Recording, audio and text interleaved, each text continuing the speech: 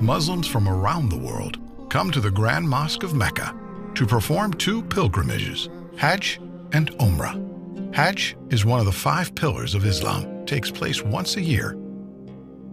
Umrah, on the other hand, can be performed at any time in the year. Both pilgrimages entail similar rituals. Let's step in a little closer to the Kaaba.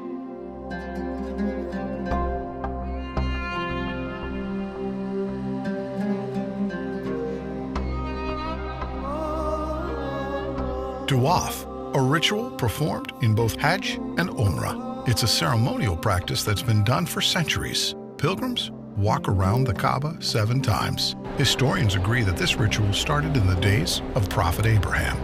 The Kaaba is covered in a black silk called the kiswa. This fine piece of garment is changed every year. The Kaaba was built around the black stone. We'll come to that later, but observe the pilgrims as they perform Tawaf. As we make our journeys around the Kaaba, there are a few things you need to know. Keep an eye out for a green light. This aligns with the black stone, and every time a pilgrim approaches it, they raise their right hand towards the Kaaba and make a takbir, Bismillah Allahu Akbar, a declaration by the name of Allah, the Magnificent.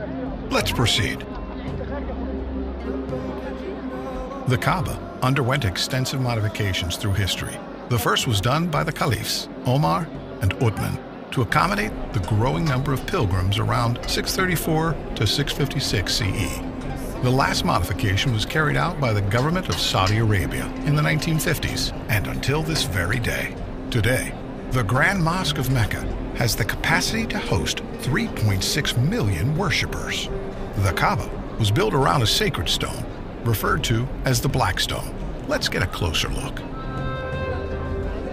It's every pilgrim's goal to touch this sacred stone. Some consider it a crucial part of the Tawaf ritual, which is why you see guards standing around the stone.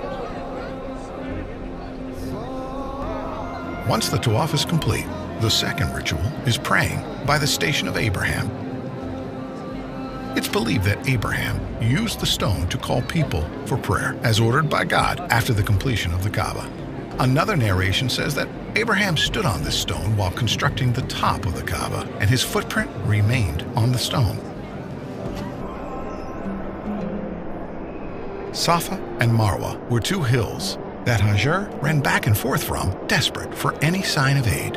She climbed up to the top of the hills to check on her son Ismail. She then traveled back and forth 7 times, and the ritual requires the same journey. To compensate for the large number of visitors, an expansion to Safa and Marwa was made to 4 floors on top of one another.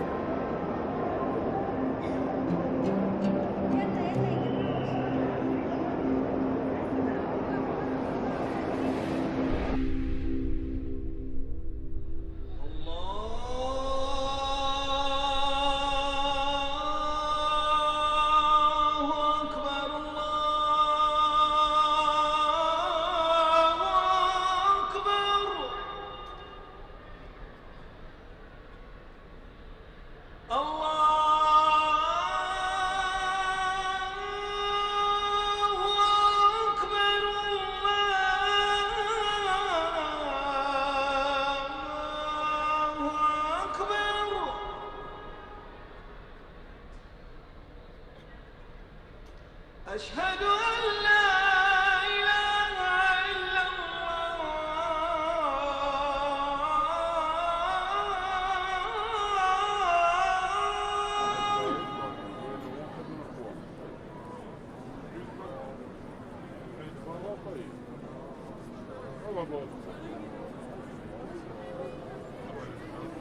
وإما ينزغنك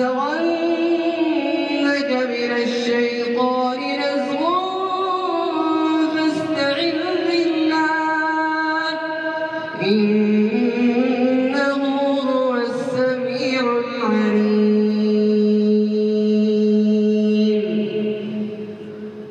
الله أكبر.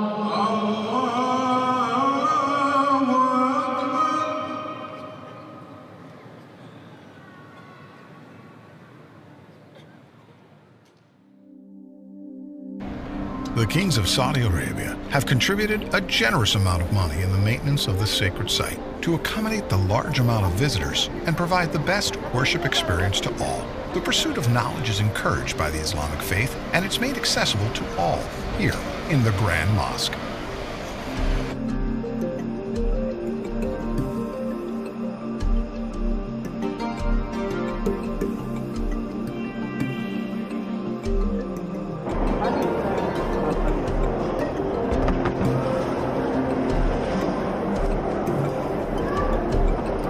Among the many facilities this sacred site has to offer is Quran education circles, where Muslims come together to learn and understand the Book of Allah.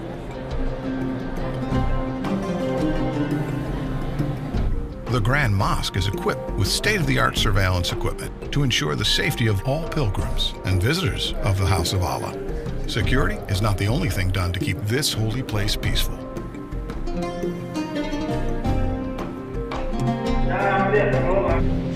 Here, a group of young adults practice the art of designing the kiswa, the black silk covering the Kaaba.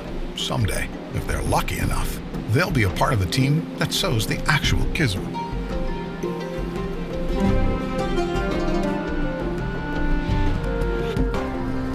It's been a long day here in Mecca.